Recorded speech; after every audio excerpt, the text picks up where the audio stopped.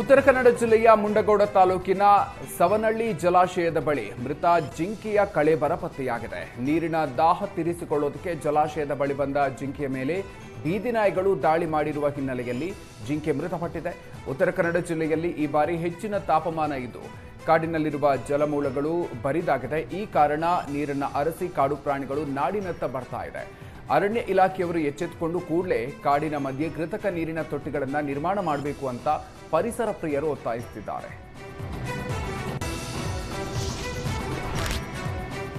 ಈಜಲು ಹೋಗಿದ್ದ ಬಾಲಕರಿಬ್ಬರು ನೀರಿನಲ್ಲಿ ಮುಳುಗಿ ದಾರುಣವಾಗಿ ಮೃತಪಟ್ಟಿರುವ ಘಟನೆ ಬೆಳಗಾವಿ ನಗರದ ದಕ್ಷಿಣ ಕಾಶಿ ಕಪಿಲೇಶ್ವರ ಹೊಂಡದಲ್ಲಿ ನಡೆದಿದೆ. ಶಿವಾಜಿ ನಗರ ಹಾಗೂ ಜೇಡಗಲ್ಲಿ ಶಹಾಪುರ ಗಲ್ಲಿಯ ಶಿವಂ ಪರಶುರಾಮ ಸುಂಡಿಕರ್ ಹಾಗೂ ಪರಶುರಾಮ ರಾಜು ನೀಲಜಕರ್ ಮೃತ ದುರ್ದೈವಿಗಳು. ಬಾಲಕರನ್ನ ಕಳ್ಕೊಂಡಿರುವ ಪೋಷಕರ ಆಕ್ರಂದನ ಮುಗಿಲು ಮುಟ್ಟಿದೆ.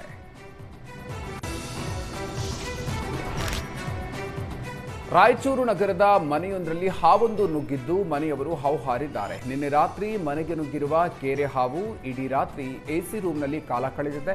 ಎಸಿ ರೂಮ್ನ ಒಳಗೆ ಇದ್ದ ವಸ್ತುಗಳನ್ನೆಲ್ಲ ಚೆಲ್ಲಾಪಿಲ್ಲಿ ಮಾಡಿದೆ. ಬೆಳಗ್ಗೆ ಮನೆಯವರು ರೂಮ್ನ ಕಬೋರ್ಡ್ ತೆರೆದು ನೋಡಿದಾಗ ಹಾವು ಕಂಡಿದ್ದು ಬುಸ್ ನಾಗಪ್ಪನನ್ನು ನೋಡಿ ತಕ್ಷಣವೇ ಮನೆಯಲ್ಲಿದ್ದವರೆಲ್ಲ ಹೊರಗೆ ಓಡಿ ಬಂದಿದ್ದಾರೆ. ಬಳಿಕ ಉರಗರಕ್ಷಕ ರವಿಯವರಿಗೆ ಮಾಹಿತಿಯನ್ನು ನೀಡಿದ್ದು ಸ್ಥಳಕ್ಕೆ ಬಂದ ಉರಗರಕ್ಷಕ ರವಿ ಹಾವನ್ನು ರಕ್ಷಿಸಿ ಕಾಡಿಗೆ ಬಿಟ್ಟಿದ್ದಾರೆ.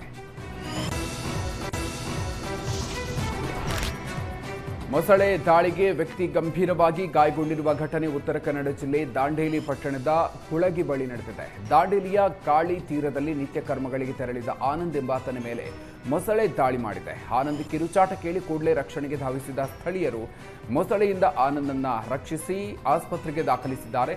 ಮೊದಲು ದಾಂಡೇಲಿಯಲ್ಲಿ ಪ್ರಾಥಮಿಕ ಚಿಕಿತ್ಸೆಯನ್ನು ಕೊಡಿಸಿ ಬಳಿಕ ಹೆಚ್ಚಿನ ಚಿಕಿತ್ಸೆಗಾಗಿ ಧಾರವಾಡಕ್ಕೆ ರವಾನಿಸಲಾಗಿದೆ.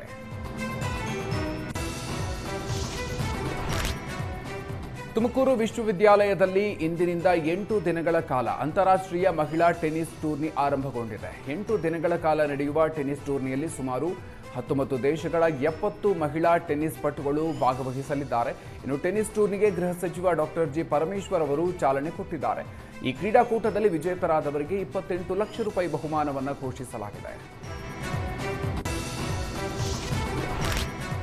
ಮೈಸೂರಿನಲ್ಲಿ ಚಿಪ್ಪು ಹಂದಿಯನ್ನು ಬೇಟೆಯಾಡಿ ಮಾರಾಟಕ್ಕೆ ಯತ್ನಿಸ್ತಾ ಇದ್ದ ವ್ಯಕ್ತಿಯನ್ನು ಬಂಧಿಸಲಾಗಿದೆ.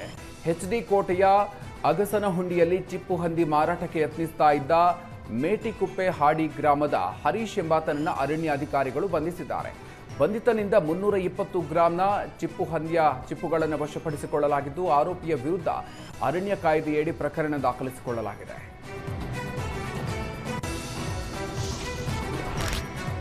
ಫೆಮಿನಾ ಮಿಸ್ ಇಂಡಿಯಾ ಕಿರೀಟ ಗೆದ್ದ ಶಾಸಕ ಸತೀಶ್ ಸೈಲ್ ಪುತ್ರಿ ಸಾಧ್ವಿ ಸೈಲ್ ಇಂದು ಕಾರವಾರಕ್ಕೆ ಆಗಮಿಸಿದ್ರು. ಸಾಧ್ವಿ ಸೈಲ್ಗೆ ಭರ್ಜರಿ ಸ್ವಾಗತ ನೀಡಲಾಯಿತು. ಗೋವಾದಿಂದ ಕಾರವಾರದ ಮಾಲಾದೇವಿ ಮೈದಾನಕ್ಕೆ ಹೆಲಿಕಾಪ್ಟರ್ ಮೂಲಕ ಆಗಮಿಸಿದ ಸಾಧ್ವಿಗೆ ಅಭಿಮಾನಿಗಳು ಹೂಮಳೆ ಸ್ವಾಗತವನ್ನು ನೀಡಿದ್ದಾರೆ. ಬಳಿಕ ತೆರೆದ ವಾಹನದಲ್ಲಿ ಸಾಧ್ವಿ ಸೈಲ್ ಅವರನ್ನ ಮೆರವಣಿಗೆ ಮಾಡಲಾಯಿತು. ಬಳಿಕ ಕಾರವಾರದ ಸುಭಾಷ್ ವೃತ್ತದಲ್ಲಿರುವ ಸಿದ್ಧಿವಿನಾಯಕ ದೇವಸ್ಥಾನಕ್ಕೆ ತೆರಳಿದ ಸಾಧ್ವಿ ಮಿಸ್ ಇಂಡಿಯಾ ಕಿರೀಟವನ್ನ ಗಣಪತಿಯ ಮುಂದೆ ಇಟ್ಟು ವಿಶೇಷ ಪೂಜೆಯನ್ನು ಸಲ್ಲಿಸಿದರು. ಈ ಸಂದರ್ಭದಲ್ಲಿ ಮಾತನಾಡಿದ ಸಾಧ್ವಿ, ಕಾರವಾರ ಜನರ ಪ್ರೀತಿ ಸಹಕಾರ ಸದಾ ನನ್ನ ಮೇಲೆ ಇರಲಿ ಅಂತ ಹೇಳಿದ್ದಾರೆ. ಇವಾಗ ನಾನು ಒಂದೇ ಮಾತನ್ನ ಹೇಳ್ತಾ ಇದ್ದೀನಿ, ಕಾರವಾರ ಇರ್ಲಿ ಗೋವಾ ಇರ್ಲಿ ನಾವೆಲ್ಲರೂ ಈ ಭಾರತದ ಮಕ್ಕಳು. ಸೊ ಅದನ್ನ ನೀವು ಭೇದ ಭಾವ ಮಾಡಬೇಡಿ. ಮತ್ತೆ ನಿಮ್ಮ ಈ ಪ್ರೀತಿಯನ್ನ ಈ ತರನೇ ಶವರ್ ಮಾಡ್ತಾ ಇರಿ. ಈ ತರನೇ ನಮ್ಮೆಲ್ಲರೂ ಜನರನ್ನ ಮೇಲೆ ಮೇಲೆ ನಾವೆಲ್ಲರೂ ತರಿಸ್ಬೇಕು. ನಾವೆಲ್ಲರೂ ಬೇರೆಯವರನ್ನ ಸಹಾಯ ಮಾಡಬೇಕು. ಅವ್ರಿಗೆ ಅವ್ರ ಡ್ರೀಮ್ ಅನ್ನ ಅಚೀವ್ ಮಾಡಲಿಕ್ಕೆ ಹೆಲ್ಪ್ ಮಾಡಬೇಕು.